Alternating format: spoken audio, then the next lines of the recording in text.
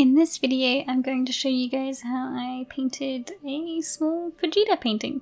If you've watched my videos in the past, you've probably heard this before, but I start most of my paintings with watercolor pencil. I find that the pencil disappears if I add water to it because it's quite a light pigment, so basically if you don't want a trace of any sort of line work, I find that watercolor is the perfect option for you. And by that I mean watercolor pencil. Also, it is still important to keep it light, because obviously the darker you make it, the more pigment is on the paper. This could result to some murkiness, so I tend to use colours that I think would complement the painting. For Vegeta, it's pretty easy to use either a brown or purples or something like that, because his line work is quite heavy usually. I do try and stay away from black though, just like black watercolour. I find that when you start mixing that with anything, it really does give a bit of a murky, off kind of tone to the painting, and I kind of like keeping the colours the more vibrant aspect of the painting rather than you guys kind of focusing on the shadowing of it because it's kind of more prominent, I guess. I don't know if I'm using these words correctly, obviously you guys can correct me down below. I'm not the most literate type of person, but hopefully you guys can kind of understand what I'm saying, which is basically if you're gonna use any sort of like colour pencils or lining, lead pencils, anything, just keep it light and try not to use solid blacks because it could potentially seep through and distort your image a bit. Okay, cool.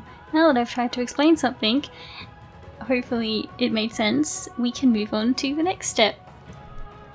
I start off my paintings with using their skin tones, and this is because skin tones are quite light. Watercolour can get slightly reactivated again as well, so if you are adding a light tone to something that's kind of darker, it can merge together.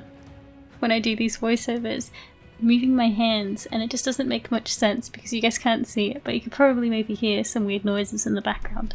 That's what that would be. Watercolours, going from light to dark is a thing, but going from dark to light is not a thing, which is pretty common in most mediums, but watercolour is very unforgiving.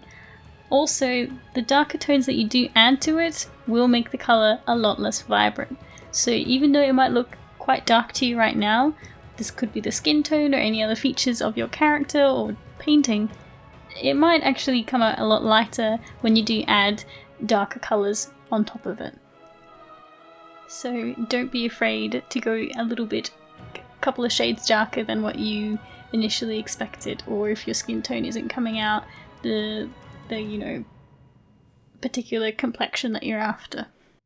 Just go with it and layer it when you need to, kind of thing. In this I am using a water brush, I think. I'm not too sure what they're called, but basically the brush part is just normal brush, but then the handle, like the part that you hold it, I'm not too sure actually if that's called a handle, but that is actually a tube that you can fill up with water. The reason for this is to keep the paintbrush moist. It's not actually to squirt water out or anything like that. Obviously if you squish down you can, but I don't think that's what they're particularly made for. This brush allows me to paint for a bit longer, so there's no like dry watercolour on the paper. I have been using watercolour palettes for this, I think, and also black ink. I wouldn't recommend this paintbrush for line work because you kind of want there to be a little bit of like I guess if you add water to paper it spreads, so you want the line brush to be quite dry, or at least not producing any water, so that way there's no spreading of the line work and it's staying bold. In this painting I did try and experiment a little bit because I thought that maybe using the paintbrush and watercolour to line would be a bit more fluent. The only issue with that is that Vegeta's hair is solid black, so obviously I can add some tones through there, but I do want to stay true to the character, and I found that the solid black kind of nullified is it nullified? I don't know if that is the right term either, but kind of weakened the textures that I had with the shading and all the other tones that I've had in the painting. So again, it is important to, you know, not be afraid of getting a little bit more vibrant.